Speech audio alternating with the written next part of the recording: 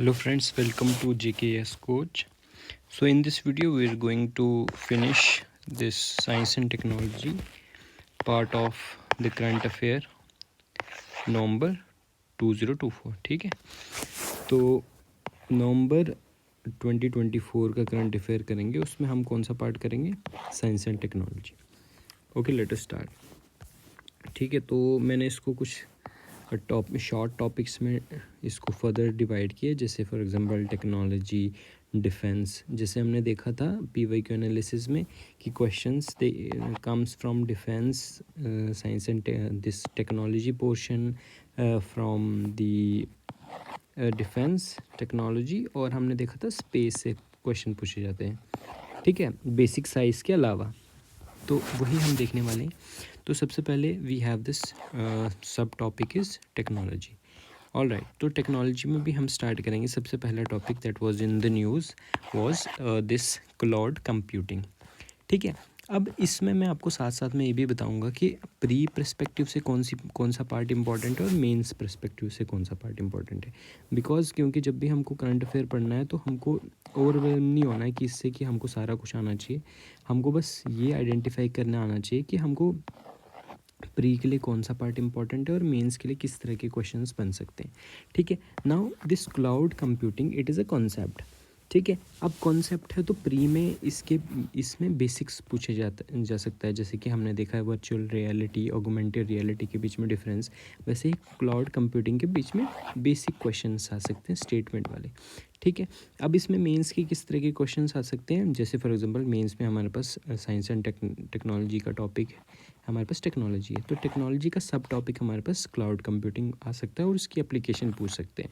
ठीक है, all right, तो चलो स्टार्ट करते हैं. सबसे पहले हमारे पास द कंटेक्स्ट क्या था. ये RBI ने लॉन्च किया एक पायलट प्रोग्राम 2024 में. किस लिए?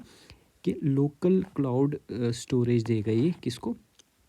फाइनेंशियल फर्म्स को डिस्काउंटेड रेट पे, और वी कैन से थोड़े कम रेट पे ये सर्विस प्रोवाइड करेगा. ठीक है, so RBI has launch a pilot program in 2024 for local cloud data storage for financial firms. Now what is the cloud computing. अब हमको पता है क्लाउड कंप्यूटिंग में क्या होता है ना, ये जो क्लाउड कंप्यूटर सर्विसेज होती है जैसे कि server, storage, database and extra, these services are distributed through via internet. ठीक है, इंटरनेट के थ्रू हमको ये सर्विसेज मिलती है. अपार्ट फ्रॉम, जैसे फॉर एग्जांपल अगर मेरे को कोई चीज़ें स्टोर करनी है अपने लैपटॉप में, तो मेरे को एक फ़िज़िकल डेटा स्टोरेज डिवाइसेस चाहिए. जैसे for example I need a pen drive.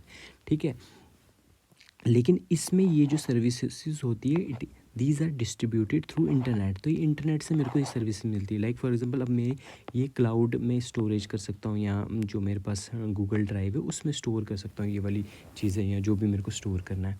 ठीक है, तो इसका मतलब क्या है? क्लाउड कंप्यूटिंग का मतलब है कि हमको जो भी सर्विसेज हमको फॉर एग्जांपल ये जो हमको फिज़िकल डेटा स्टोरेज डिवाइसेस में स्टोर करना पड़ता था, उसको अब हमने डिस्ट्रीब्यूट किया through internet. Like for example server, storage and database. All right, उसके बाद दे एनेबल द इनोवेशन, फ्लेक्सिबिलिटी. और इसमें क्या होता है?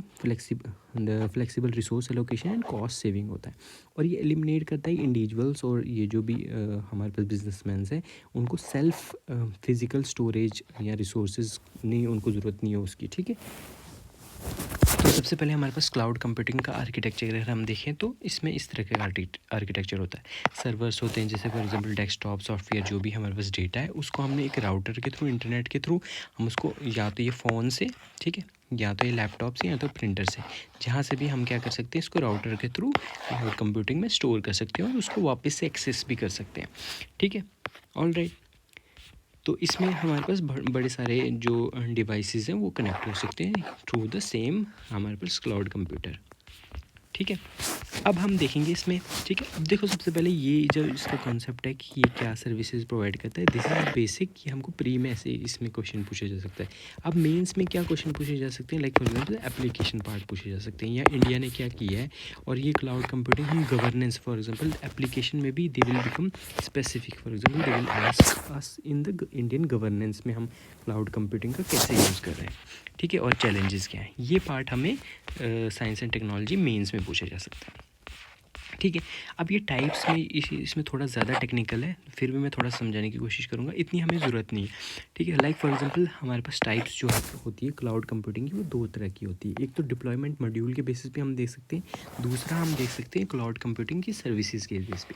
जैसे कि फॉर एग्जांपल इसमें डिप्लॉयमेंट मॉड्यूल्स के बेस पे अगर हम देखें, इसमें कौन कौन से मॉडल्स होते हैं। सबसे पहले होता है हमारे पास पब्लिक क्लाउड, प्राइवेट क्लाउड हो सकता है, हाइब्रिड, हाइब्रिड मतलब पब्लिक और प्राइवेट दोनों होते हैं। फिर होता है मल्टी क्लाउड। अब पब्लिक क्लाउड क्या होता है, इसमें जो सर्विसेज होती है they are delivered over the internet and they are manage by the provider. जैसे कि फॉर एग्जांपल AWS की सर्विसेज लेते हैं हम, ये होता है अमेजॉन वेब सर्विस। जैसे फॉर एग्जांपल अगर मेरे को वेबसाइट बनानी है या मेरे को कुछ ऐसी चीज़ें करनी है, तो मैं उसमें क्या करूँगा, मैं डेटा अपना स्टोर कैसे करूँगा। लाइक फॉर एग्जांपल मेरे को वीडियोस अपलोड करनी है वेबसाइट में, तो मैं उसको कैसे अपलोड करूँगा, मैं उसको अपलोड करूँगा एक सर्वर में या एक डिजिटल स्पेस में लूँगा। कहाँ से, जैसे फॉर एग्जांपल मैं AWS सॉफ्टवेयर इनसे ले सकता हूँ, अमेज़ॉन से। ठीक है, उसके बाद होती है हमारे पास प्राइवेट। प्राइवेट में क्या होता है, इसमें एक्सक्लूसिव जो होती है ऑर्गेनाइजेशन होती है, और इसमें लिमिटेड एक्सेस जो होता है, जो इंटरनल यूज़र, सिर्फ इंटरनल यूज़र्स ही इसको ले सकते हैं। ऑल राइट, और थर्ड पार्टी को भी हम परमिशन दे के कर सकते हैं। उसके बाद हाइब्रिड में क्या होता है, इसमें दोनों चीज़ें कंबाइन करते हैं। इसमें क्या होता है, जो फॉर एग्जांपल जो हमको सबको प्रोवाइड करनी है वो हम पब्लिक पे रखते हैं, और जो हमको किसी किसी को प्रोवाइड करनी है उसको हम, जो फॉर एग्जांपल सेंसिटिव डेटा को हम प्राइवेट में रखते हैं। ठीक है, इसमें एक ही में हम मल्टीपल का यूज़ करते हैं। उसके बाद है क्लाउड कंप्यूटिंग सर्विसेज। इसमें हमारे पास क्लाउड कंप्यूटिंग सर्विसेज कौन कौन सी तरह की होती है, जैसे फॉर एग्जांपल आपने सुना होगा इंफ्रास्ट्रक्चर एज ए सर्विस, और we can say platform as a service, और सॉफ्टवेयर एज ए सर्विस। ठीक है, these are the terms, PaaS, PaaS, SaaS। अब इंफ्रास्ट्रक्चर एज ए सर्विस में क्या होता है ना, जैसे for example on the demand of IT infrastructure, जैसे कि वेब होस्टिंग या बिग डेटा एनालिटिक्स। ठीक है, ये हम ये सर्विस ले सकते हैं। Like for example web hosting अगर मुझे कहीं पे करनी होगी, तो मैं अमेजॉन CE2 सर्विसेज ले सकता हूँ, या मैं दूसरा, जैसे फॉर एग्जांपल ये हमारे पास इनिशिएटिव है, ये ले सकता हूँ। अब दूसरी चीज़ होती है हमारे पास प्लेटफॉर्म एज ए सर्विस, जैसे कि फॉर एग्जांपल आधार सर्विसेज, या हमारे पास AWS इलास्टिक बेंचस्टैक्स, ये हमको सर्विस प्रोवाइड करते हैं, इनका हम प्लेटफॉर्म यूज़ कर सकते हैं। उसके बाद सॉफ्टवेयर, लाइक फॉर एग्जांपल अब हमको स्टोरेज का, फॉर एग्जांपल अब हमको स्टोरेज के लिए सॉफ्टवेयर की ज़रूरत है। जैसे for example this DigiLocker, ये सब के लिए हम, मतलब we are all familiar with this. तो यहाँ पे सॉफ्टवेयर एज ए सर्विस हमको मिलता है, किसमें, क्लाउड कंप्यूटिंग में। तो this is the big technical, you can skip if you want. ठीक है, अब मेंस पर्सपेक्टिव से हमारे पास क्या है कि एप्लीकेशन पूछ सकते हैं क्लाउड कंप्यूटिंग की। अब हमको पता है कि जैसे फॉर एग्जांपल डेटा स्टोर करना है हमको इंटरनेट का, तो हम उसी को दिमाग में रखेंगे। तो मीडिया स्ट्रीमलाइन कर सकते हैं, जैसे फॉर एग्जांपल नेटफ्लिक्स, शॉपिफाई। तो हम इसमें क्या करेंगे, सारा का सारा डेटा जो होता है वो ऑनलाइन रहता है। ठीक है, उसके बाद वर्चुअल मीटिंग कर सकते हैं, जैसे कि सॉफ्टवेयर माइक्रोसॉफ्ट टीम्स वगैरह। उसके बाद सिक्योर कर सकते हैं डेटा को, Google drive and all. Telemedicine कर सकते हैं, जैसे कि टेलाडॉक है हमारे पास ऐप। उसके बाद ऑनलाइन मार्केटिंग कर सकते हैं। उसके बाद this is the public record management हम कर सकते हैं, डिवाइस मैनेजमेंट कर सकते हैं। ठीक है, उसके बाद हमारे पास क्या है कि इंडिया में क्लाउड कंप्यूटिंग कैसे ग्रो कर रही है। तो हमने देखा कि इसमें ना, इंडिया में हमारे पास सॉफ्टवेयर एज ए सर्विस हमारे पास ज़्यादा ग्रो कर रहा है। तो India is a second largest market in the world after US। उसके बाद हाइब्रिड क्लाउड कंप्यूटिंग का भी हम अडॉप्शन इसमें अच्छा है। उसके बाद डेटा सेंटर एक्सपेंशन हो रहा है, जैसे कि इन्वेस्टमेंट हो रही है large scale data centres by the company like Jio, Airtel and all. Health care में होता है। उसके बाद E-कॉमर्स में हो रहा है, जैसे फ्लिपकार्ट एंड ऑल। अब इसमें चैलेंजेस क्या है, सॉरी, अब हम इसका क्लाउड कंप्यूटिंग का यूज़ हम इंडियन गवर्नेंस में कैसे कर रहे हैं। जैसे कि फॉर एग्जांपल E-पंचायत हम चला रहे हैं, जिसमें इंटरनल गवर्नमेंट जो इन्हेंस कर रहा है internal operations in the village panchayat. Alright, उसके बाद डिजी लॉकर है, हमको पता है। उसके बाद NHAI ने फुली जो डिजिटलाइज कर दिया। उसके बाद क्लाउड कंप्यूटिंग प्लेटफॉर्म्स ने एनालिसिस के लिए स्टार्ट किया, दे आर यूजिंग इट। उसके बाद Indian railway, they are also using cloud computing. ठीक है, उसके बाद किसान सुविधा हम देख सकते हैं फार्मर्स को इन्फॉर्मेशन के लिए। E-हॉस्पिटल है हमारे पास। नेशनल कुछ इनिशिएटिव्स है, जैसे कि स्वच्छ भारत है, माई जियो ऐप है हमारे पास, या माई जियो जो भी है, they are also using this cloud computing. ठीक है, उसके बाद these are the other things. उसके बाद चैलेंजेस क्या है, सबसे पहले सिक्योरिटी का चैलेंज है कि डेटा ब्रीच हो सकता है। ठीक है। और पहले भी हमने इंसिडेंसेस देखे हैं जिसमें क्लाउड कंप्यूटिंग का यूज़ कर हमारे जो ब्यूरोक्रेट्स हैं उन्होंने क्लाउड कंप्यूटिंग का यूज़ कर रहे हैं, तो वहाँ से पूरा का पूरा डेटा जो है वो ब्रीच हो गया है। और इसके बाद इसमें कॉस्ट बड़ी ज़्यादा है। उसके बाद हमारे पास lack of capability and expertise नहीं है। आईटी गवर्नेंस हमको, क्योंकि we have limited control over the infrastructure, तो जिसकी वजह से प्रॉब्लम आ सकती है। उसके बाद कंप्लाइंस, ठीक है, कंप्लाइंस इन द सेंस कि रेगुलेटरी एडहेरेंस हमको पता नहीं कितना होगा। एंड डेटा लोकेशन की कंसर्न है, क्योंकि हमको पता है हमने अपना डेटा जो है इंडिया में स्टोर करने की कोशिश करेंगे, बट इसमें ऐसी चीज़ें पॉसिबल नहीं है, क्योंकि हम अगर रिस्ट्रिक्ट करेंगे तो फिर हमको जो ये सर्विसेज है उसको हम प्रॉपर्ली यूज़ नहीं करते हैं, ठीक है। और डेटा बाहर भी स्टोर कर सकते हैं ये लोग जो भी हमको सर्विसेज प्रोवाइड करते हैं। All right. उसके बाद मैनेजमेंट ऑफ मल्टीपल क्लाउड हमको एक ही जगह यूज़ करना है, उसके बाद मतलब इसको हैंडल करना है। उसके बाद हमको प्राइवेट क्लाउड पर बिल्ड करना है, this is also a challenge. उसके बाद क्लाउड माइग्रेशन, इसमें टेक्निकल चैलेंजेस है जिसमें जो कि एक्सपेंसिव है, और उसमें and specially for the large data sets जो है उनके लिए एक्सपेंसिव है, ठीक है। हमको ये सारी चीज़ टर्म्स याद रखने की ज़रूरत नहीं है, क्योंकि जब भी हमारा मेंस के लिए हम पढ़ेंगे तो हम इसको वापस से कंपाइल करेंगे अकॉर्डिंग टू अवर सिलेबस, और फिर हम कुछ ही फॉर एग्जांपल 4 और 5 पॉइंट्स वी कैन रिमेंबर, बाकियों को इन डिटेल, बाकियों को you can make this hub and scope diagram, और इसको you can just mention these. All right, ठीक है। So this was first, that is the cloud computing, जिसमें हम टाइप्स एंड ऑल पूछ रहे हैं। और ये क्यों न्यूज़ में था? Because of the RBI has launched this pilot project, ठीक है, for cloud computing services. Now next one is x-ray. And now what is the x-ray अभी न्यूज़ में क्यों है? बिकॉज ऑफ द डिस्कवरी, क्योंकि जिसने ये डिस्कवर किया था William Roentgen, he discover the X-ray in 1895। He has revolutionise this radiology, ठीक है, जिसकी वजह से उनको नोबेल प्राइज़ मिला था 1901 में।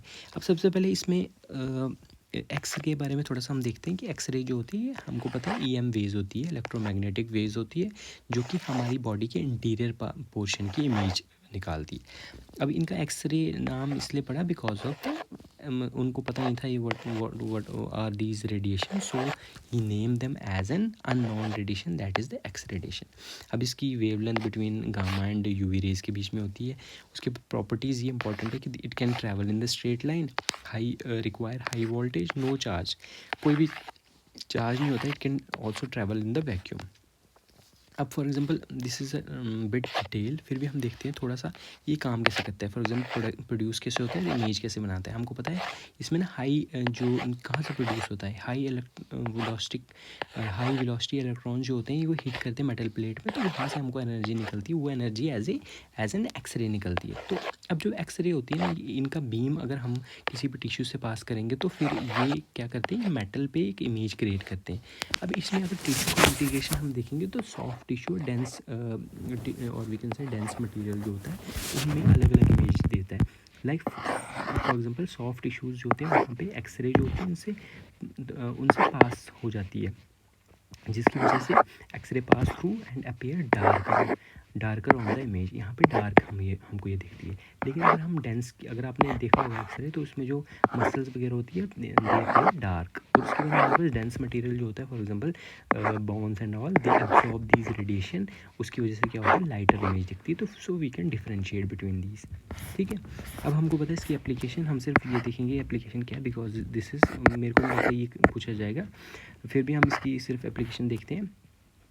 मेडिकल में सिक्योरिटी के लिए हम यूज़ करते हैं लगेजेस वगैरह को चेक करने के लिए। उसके बाद मटीरियल जो होता है इसको चेक करने के लिए हम यूज़ करते हैं कि फॉर एग्जांपल स्ट्रक्चर को देखने के लिए अंदर से इसमें कोई प्रॉब्लम तो नहीं है। एस्ट्रोनॉमी के लिए हम यूज़ करते हैं, सेलेस्टियल बॉडी की इंडस्ट्री में आर्ट रिस्टोरेशन के लिए यूज़ करते हैं, फॉरेंसिक में हम इसका यूज़ करते हैं, ठीक है। अब इसमें सबसे इंपॉर्टेंट पोर्शन हमारे पास अबिट इम्पॉर्टेंट, ये हमको किस में पूछा जा सकता है, प्री में पूछा जा सकता है कि एक्सरे के बारे में थोड़ा, ठीक है। अब एक्सरे के नेचर अगर हम देखें, लेज़र और एक्सरे में क्या डिफरेंस है।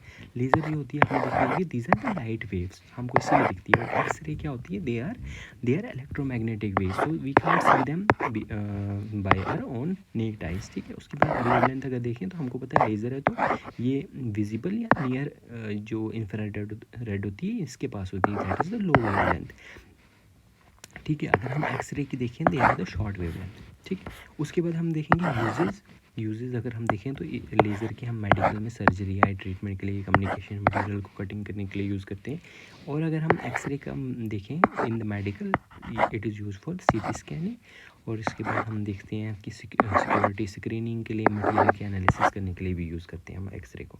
ठीक है, ये है, ये हमको बताता है कि कौन से फीचर, कौन से एस्पेक्ट्स के बारे में बात कर रहे हैं।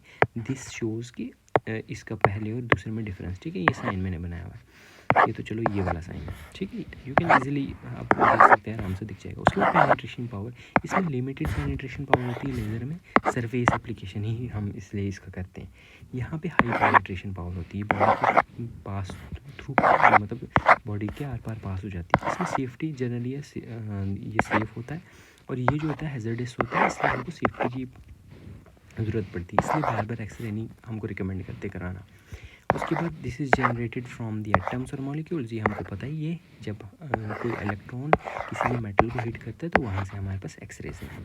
अब सीटी स्कैनिंग के लिए हम इसका यूज़ करते हैं, हमको पता है सीटी स्कैन किस लिए यूज़ करते हैं, उसमें हम एक्सरे या कंप्यूटर टेक्निक का यूज़ करते हैं ताकि हम एक बॉडी का क्रॉस सेक्शन इमेज हम दे सकते हैं। ठीक है, जैसे फॉर एग्जांपल इसमें डिजीज़ डायग्नोसिस के लिए, या इंजरी या एबनॉर्मलिटीज़ इन द बोन्स, और we can say this organ और टिश्यू, इसके लिए हम इसको यूज़ करते हैं CT scan. So this was x-ray. तो इनका इसकी डिस्कवरी इन्होंने डिस्कवर किया था, इसलिए न्यूज़ में था। ठीक है, okay. So this was the first, अभी नोबेल प्राइज़ मिले तो इसलिए इनकी बात हुई थी कि पहला नोबेल प्राइज़ फिजिक्स में इनको मिला है। Alright, so this is done. अब हम देखते हैं ये वाला। ठीक, अब इसमें क्या है हमारे पास, दिस इंस्ट्रूमेंट लैंडिंग सिस्टम। इसमें अब देखो, इसमें ये क्या है कि it is a concept, mains में नहीं पूछा जाएगा, बिकॉज मेंस के हमारे पास सिलेबस में डायरेक्ट जो वर्ड्स आते हैं वो होते हैं, जैसे फॉर एग्जांपल क्लाउड कंप्यूटिंग या एआई, ये हमारे सिलेबस में है, एआई मेंशन है, टेक्नोलॉजी मेंशन है, बट दीज थिंग्स यहाँ पे सिर्फ हमारे पास प्रीलिम्स के लिए इंपॉर्टेंट होती है, वर्ड एक्सप्रेशन, इसलिए हम उसी हिसाब से पढ़ेंगे इसको। ठीक है, अब देखो ये है instrumental landing system. Instrumental landing system क्या होता है, अब हमारे पास क्या होता है, जब हम फ्लाइट्स जो होती है ना, ये डेंस क्लाउड में ऑपरेशनल, जब ये ऑपरेट करती है तो उनको प्रॉब्लम आती है लैंडिंग में। ठीक है, लैंडिंग में प्रॉब्लम आती है, तो इसलिए डेंस जो क्या बोलते हैं हमारे पास स्मॉग होता है, ये डिसरप्ट करता है फ़्लाइट की ऑपरेशन में इंडिया में, जिसकी वजह से गैप है। अब देखो इसमें क्या होता है ना, highlighting the gap in pilot की ट्रेनिंग फॉर। अब इसमें पायलट की ट्रेनिंग जो होती है वो 3 कैटेगरी में होती है, 1, 2 और 3। ठीक है, अब इसको हम उतना हम इसको डिटेल में नहीं देखेंगे। इसमें क्या होता है, डिफरेंट लेवल ऑफ प्रिसीजन होता है, जिसमें हम विजिबिलिटी और हाइट के बीच में बेसिस पे डिसीजन लेते हैं कि फॉर एग्जांपल CAT 1 होता है, 2 और 3 होता है। इसमें क्या होता है, हमको जो 200 फीट के ऊपर से पहले ही हमको डिसीजन लेना पड़ता है, और इसमें विजिबिलिटी रेंज इतनी होती है, 500 मीटर्स होती है। इसमें कम होती है, इसमें और कम होती है। तो हमको बस ये याद रखना है कि जो इंस्ट्रूमेंटल लैंडिंग सिस्टम है ना, ये इसका ये है कि ये गैप है इसमें बीच में, मतलब कि जो पायलट को हेल्प करेगा, बस इतना याद रखना है इसमें कि पायलट को हेल्प करेगा स्मूथ लैंडिंग में। ठीक है, इसमें क्या होता है, इसके कंपोनेंट्स होते हैं जो कि गाइड करेगा, जैसे फॉर एग्जांपल इसमें लोकलाइज़र होता है और ग्लाइड स्लोपर होता है, जो कि हमको बताएगा कि हमको किस डायरेक्शन में हॉरिजॉन्टल और वर्टिकल हमको पॉइंट्स बताएगा, जिस डायरेक्शन में हमको अपनी जो लैंडिंग है वो करवानी है। ठीक है, दिस इज़ अ बिट हमारे पास क्या बोलते हैं, टेक्निकल है, इसलिए हमको ये ज़रूरत नहीं है। ठीक है, और जिसको पढ़ने की चाह है वो पढ़ सकते हैं, क्योंकि न्यूज़ में आया था तो मैंने इसको कवर किया। ठीक है, अब है हमारे पास नैनो मटेरियल कोटिंग। अब ये इंपॉर्टेंट है। ठीक है, अब हम देखते हैं नैनो मटेरियल कोटिंग क्या होता है। सबसे पहले हमको पता है नैनो मटेरियल क्या होता है। अब ये न्यूज़ में इसलिए था क्योंकि साइंटिस्ट ने ना अभी they have develop a biodegradable hydrophobic nano coating material. अब इन्होंने एक बायोडिग्रेडेबल बायोडिग्रेडेबल का मतलब पता है हमको, जो डिग्रेड हो जाए। हाइड्रोफोबिक का मतलब कि वाटर रिपेलिंग होता है। नैनो कोटिंग मटेरियल, मतलब नैनो कोटिंग का मतलब जिनकी जो मटेरियल की रेंज है नैनो 10⁻⁹ ये होता है हमारे पास नैनोमीटर। तो इतनी इसकी हमारे पास क्या है, जो डायमेंशंस है। तो ये इन्होंने किस लिए डेवलप किया है, ताकि ये इन्हेंस करे फर्टिलाइज़र यूज़ एफिशिएंसी। ठीक है, फर्टिलाइज़र की एफिशिएंसी को बढ़ा सकें, जिसकी वजह से हम क्या कर सकते हैं, प्रमोट करेंगे सस्टेनेबल एग्रीकल्चर। ठीक है, अब ये डेवलप किसने किया, it was develop by institute of nano science and technology Mohali ने। ठीक है, they have develop this hydrophobic nano material nano coating material for fertiliser use efficiency. अब हम देखते हैं इसका मैकेनिज्म क्या होता है। देखो सबसे पहले हाइड्रोफोबिक जो इसकी प्रॉपर्टीज़ होगी, ये क्या करेगा, ये कंट्रोल करेगा हमारे पास न्यूट्रेंट्स का रिलीज रेट, ताकि वो मैच कर सके क्रॉप के जो ग्रोथ फेज़ है, क्योंकि क्रॉप्स को अलग अलग टाइम पे न्यूट्रेंट्स चाहिए। तो जो हम यूरिया वगैरह या हम जो भी फर्टिलाइज़र डालते हैं वो कुछ ही दिन तक रहता है सॉइल में, उसके बाद वो लॉस हो जाता है थ्रू द लीचिंग या वॉलेटिलाइजेशन या अलग अलग प्रोसेस से। इसलिए ये हाइड्रोफोबिक सिस्टम जो होगा ये इसको ज़्यादा घुलने नहीं देगा, स्लो रिलीज में हेल्प करेगा। दूसरा है स्टेबल कोऑर्डिनेशन बॉन्ड। अब इसमें क्या एनाइन, ये जो हमारे पास एनाइनिक क्ले है, ये इसको स्टेबिलिटी प्रोवाइड करेगा, जिसकी वजह से, जिसकी मदद से ये जो प्री मैच्योर न्यूट्रिएंट रिलीज होता है वो नहीं होगा। ठीक है, पहला हमारे पास मैकेनिज्म ये, दूसरा ये, तीसरा है कि ये है कि 3D नैनो स्ट्रक्चर जो है इसका, उससे भी इसको हेल्प होगा। उससे ये हेल्प होगा कि जो नेचुरल पॉलीमर है ना 3D स्ट्रक्चर, जैसे कि अमाइलो फाइब्रिल्स है, ये इसको ड्यूरेबिलिटी, बायोडिग्रेडेबिलिटी और एफिशिएंट न्यूट्रेंट इनकैप्सुलेशन प्रोवाइड करेगा, जिसकी वजह से स्लो रिलीज़ होगा और उसकी वजह से हमारे पास न्यूट्रेंट यूज़ एफिशिएंसी और we can say fertiliser use efficiency increase होगी और वेस्टेज कम होगा। ठीक है, अब इसका फ़ायदा क्या होगा, ये मेंस में हम यूज़ कर सकते हैं नैनो टेक में, एग्रीकल्चर में। ठीक है, क्योंकि हमको पता है मेंस में ये वाले बहुत बार ये वाला नैनो टेक पे application of nano tech in medical and all these things अलग अलग जगह पे पूछा जाए। एग्रीकल्चर में भी आई गेस पूछा गया है, बट यहाँ पे क्या होगा, JKS 2021 में पूछा गया था ये नैनो टेक्नोलॉजी इन दी, इसमें पूछा गया था मेडिसिन है आई गेस। ठीक है, मेडिसिन में पूछा था कि ड्रग डिलीवरी में ऐसा ही कुछ पूछा था। ठीक है, ठीक है, अब हम इसके बेनिफिट्स देखेंगे। इसके बेनिफिट क्या है, देखो सबसे पहले रिड्यूस डोजेज कम लगेगा, जिसकी वजह से हमको पता है क्रॉप यील्ड बढ़ेगी। इन यील्ड इन्हेंसमेंट करेगा, क्योंकि क्रॉप को जैसे कि जो हमारे पास स्टेपल क्रॉप्स है लाइक राइस एंड वीट, उसमें यील्ड बढ़ेगी, क्योंकि इसको प्रॉपर जो nutrition through out the life मिलेगा और जिस वक्त उसको चाहिए उस वक्त मिलेगा। ये ना हो कि जब हम फॉर एग्जाम्पल जब एप्लीकेशन करेंगे उसी के कुछ टाइम में ही ये लॉस हो जाता है। उसके बाद हम देखेंगे एनवायरमेंटल बेनिफिट्स, जैसे कि ये जो पोल्यूशन होता है इसकी वजह से, ओवर यूज़ की वजह से, उसको मिनिमाइज़ करेगा, सॉइल की हेल्थ को प्रिवेंट करेगा और रिड्यूस करेगा फर्टिलाइज़र रीचिंग। उसके बाद हम देखते हैं life cycle assessment. Life cycle assessment like for example biodegradable जो कोट है वो इंश्योर करेगा कि जो कोई भी नो हार्मफुल रेजिडुअल, कोई भी रेजिड्यू ना रहे सॉइल में। उसके बाद कॉस्ट एफिशिएंट सोल्यूशन है लो इनपुट है फार्मर्स के लिए। ठीक है, अब ये हमारे पास institute of nano science and technology के बारे में थोड़ा ये इस्टेब्लिश हुई थी इतने में, उसका एम यही है कि नैनो साइंस और नैनो टेक्नोलॉजी को प्रमोट करे। ठीक है, रिसर्च इसमें। उसके बाद नेशनल प्रायोरिटी क्या है कि कौन कौन से सेक्टर, जैसे कि agriculture, defence, health care, energy और environment and water and all. ठीक है, so this was nano material की कोटिंग। अब है हमारे पास सिलिकॉन कार्बन बैटरी। ठीक है, अब ये क्या है, ये सिलिकॉन कार्बन बैटरी हमारे पास it has been recently use in new हमारे पास फ्लैगशिप एंड्रॉयड मोबाइल फ़ोन्स, जो कि ऑफर करते हैं high energy density and faster charging compare to जो हमारे पास अभी हमारे फ़ोन्स में होती है, that is the lithium ion battery. ठीक है, अब हमको पता है कि ये तरीके के भी क्वेश्चन इसमें भी पूछे गए हमको प्री के लिए इंपॉर्टेंट है, this is important for the pre, फिर क्योंकि कंपैरिजन हमको पहले भी पूछा गया है। ठीक है, इसमें हमको क्या, it offers this silicon carbon battery, it offers high energy density and fast charging as compared to our traditional lithium ion batteries.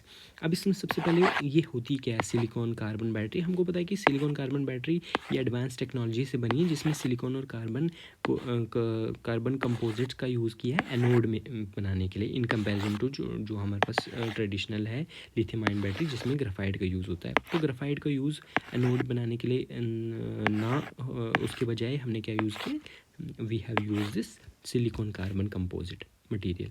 ठीक है, इसका बेनिफिट क्या है कि इसकी जो स्टोरेज एफिशिएंसी वो हाई है, जिसकी वजह से परफॉर्मेंस बढ़ रही है इसकी। अब इसके बीच में भी डिफरेंस हमको देखना है। तो difference between silicon carbon and lithium ion battery, तो ये जो दो हैं ये हमको सेपरेशन दिखाता है, क्योंकि मैं इसमें टेबल नहीं बना पाया। ठीक है, सबसे पहले फीचर में क्या है, हमको सिलिकॉन कार्बन के हैं और ये लिथियम आयन के। सिलिकॉन कार्बन अगर हम देखें तो इसमें सिलिकॉन कार्बन में जो एनोड है वो बना है सिलिकॉन और कार्बन कंपोजिट का, और लिथियम आयन बैटरी में हमको ग्रेफाइट का बना है, जैसे मैंने अभी बताया। और यहाँ पे हाई एनर्जी है, यहाँ पे लो एनर्जी है, ये भी सब मैंने बताया। ये फास्ट चार्जिंग है, ये स्टैंडर्ड चार्जिंग स्पीड इसकी कम है। लाइफ इसकी जो है potential reduce battery life due to silicon swelling. अब इसमें बैटरी लाइफ थोड़ी कम है, लेकिन ये जनरली इसकी बैटरी लाइफ ज़्यादा है जो हम अभी यूज़ कर रहे हैं। इसकी मैन्युफैक्चरिंग का कॉस्ट हाई है, इसकी लो है, क्योंकि जो भी टेक्नोलॉजी आती है उसकी स्टार्टिंग में तो मैन्युफैक्चरिंग कॉस्ट हाई होती है। एनवायरमेंटल इफेक्ट ये जो है इट इज़ मोर सस्टेनेबल, क्यों? क्योंकि सिलिकॉन हमारे पास बहुत एबिडेंट क्वांटिटी में मिलता है, और जो अगर हम लिथियम की बात करें या कोबाल्ट की बात करें, दे आर लिमिटेड, और इसकी माइनिंग करनी पड़ती है जो कि एनवायरमेंटली मतलब सस्टेनेबल नहीं होती, दिस इज़ डिस्ट्रक्टिव। ठीक है, so this was first part. Okay, so अब हम इसको पार्ट्स में करेंगे आई गेस, क्योंकि वीडियो थोड़ा ज़्यादा लंबा हो जाएगा। ओके, सो मैं सेकंड पार्ट में हमको कुछ एक टॉपिक्स के बारे में बताया जो कि न्यूज़ में थे, लाइक फॉर एग्जांपल ई दाखिल पोर्टल किसने ये लॉन्च किया था? It was launch by the department of the commerce affair for streamlining complain. जो भी हम ऑनलाइन कंप्लेंट्स जो कस्टमर फाइल करता है कि या कंज्यूमर फाइल करता है उसके रिलेटेड है। ये लॉन्च कब हुआ था इसमें? और national dispute, it was launch by the national consumer dispute resolution mechanism. और इसका पर्पज़ क्या था कि इन एक्सपेंसिव स्पीडी जो कंप्लेन की रिजोल्यूशन होगा। ठीक है, अब इसमें क्या हुआ, ऑनलाइन फीचर ये प्लेटफॉर्म है, पेपरलेस है, ये हमको पता है। अब इसमें ई जागृति पोर्टल बनाया इन्होंने। ई जागृति पोर्टल क्या है? ये एक्सपेंशन है इसका। इसमें क्या, हमने ई दाखिला की सक्सेस पे हमने ये ई जागृति पोर्टल लॉन्च किया, इसलिए ये न्यूज़ में है। अब इसमें क्या ऑब्जेक्टिव भी इसका भी यही है कि फर्दर हमको ये स्ट्रीमलेस जो केस फाइलिंग और ट्रैकिंग और मैनेजमेंट हमको करना है। ठीक है, ये इसमें एडिशन होगा कि हम इसकी ट्रैकिंग और मैनेजमेंट भी हम कर सकते हैं जो भी कंप्लेंट्स होगी।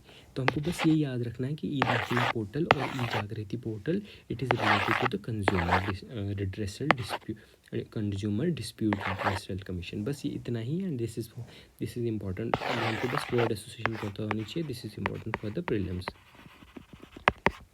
ऑलराइट, अब हम देखेंगे एक और वर्ड एसोसिएशन हमको मिला है, जैसे for example digital population clock. अब इसमें क्या है, कंटेक्स्ट ये है कि ये जो बेंगलुरु में सोशल एंड इकोनॉमिक चेंजेस जो होती है ना, बेंगलुरु में institute for social and economic change ने लॉन्च किया है हमारे पास डिजिटल पॉपुलेशन क्लॉक। अब इसमें क्या है, they have collaborated with the ministry of the health and family welfare और institution for the social and economic change. अब इनके साथ इनमें क्या है कि स्कोप क्या है इसका कि 18 डिजिटल क्लॉक जो कि national for ministry of health and family welfare ने सेटअप किए।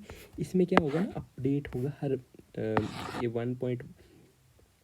एवरी 1.10 और वी कैन से 1.10 मिनट्स, जिसमें पॉपुलेशन कंट्री वाइज दिखाएगी, और स्टेट वाइज 1 मिनट 1.10 मिनट के बाद, और कंट्री वाइज पॉपुलेशन का अपडेट हर 2 सेकंड में हमको ये बताएगा। It is like a digital population. ठीक है, ये किस लिए? पब्लिक अवेयरनेस के लिए और रिसर्च पर्पज़ के लिए। फंक्शनैलिटी क्या है कि इसका इंडिपेंडेंट ऑपरेशन है, it is equipped with this satellite connection for this precise time keeping. ठीक है, बस हमको ये याद रखें कि digital clock it is related to the population, और ये किसने किया है? प्रीलिम्स में हो सकता है, बाकी मेंस में इसका कोई वो नहीं है, ओनली फॉर द प्रीलिम्स। ठीक है, so this is the first part. अब मुझे लगता है कि थोड़ा ज़्यादा लंबा हो जाएगा ये, तो अगले हम वीडियोज़ में इसको स्पेस को कवर करेंगे। स्पेस के 2 पार्ट्स हैं, उसके बाद AI टेक्नोलॉजी है हमारे पास, फिर डिफेंस के भी 2 पार्ट है गेस, हाँ। उसके बाद biotechnology, we have disease and biology, और कुछ अदर टॉपिक्स हैं। ठीक है, उसके बाद हम ये PYQ, ये जो कुछ क्वेश्चंस हैं, MCQ क्वेश्चंस हैं, ये भी करेंगे। ठीक है, सो फर्स्ट पार्ट हम इसको ही रखते हैं। Alright, so see you in the next part.